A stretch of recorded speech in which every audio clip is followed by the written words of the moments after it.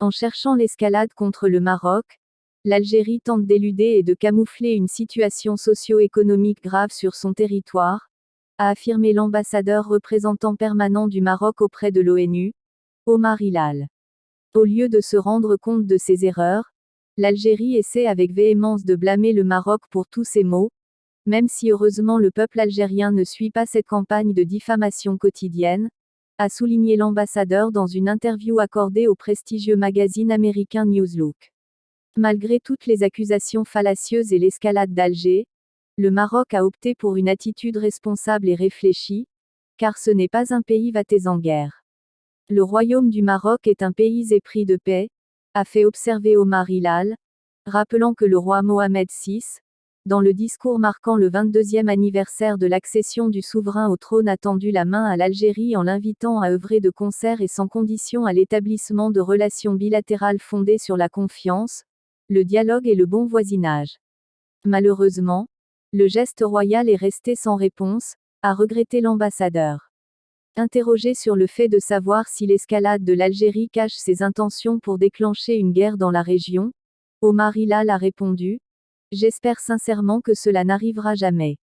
En outre, le diplomate a relevé que la responsabilité première de l'Algérie dans la création et le maintien du conflit sur le Sahara marocain est internationalement connue,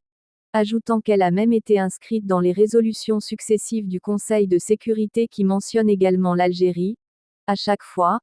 pour la reprise du processus politique, aux côtés du Maroc, de la Mauritanie et du Polisario. Répondant à une question sur une possible reprise du dialogue à la lumière de la position algérienne, l'ambassadeur a expliqué que le refus de ce pays de reprendre le processus des tables rondes est une fuite en avant que les États membres ne comprennent pas, ni ici, à New York, ni dans les capitales du monde.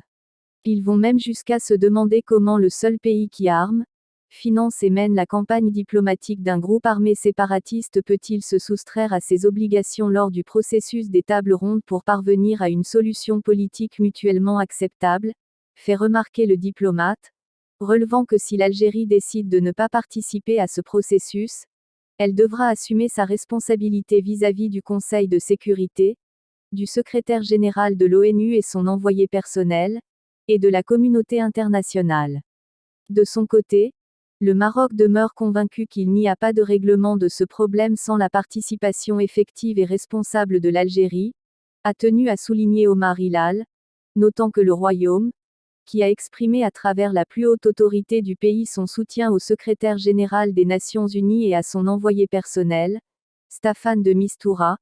reste attaché au processus politique. C'est le seul moyen de reprendre l'intégration du Maghreb et d'apporter la paix, l'unité et la prospérité à la région comme souhaité par le roi, dans son discours à l'occasion du 46e anniversaire de la glorieuse Marche verte, a conclu l'ambassadeur.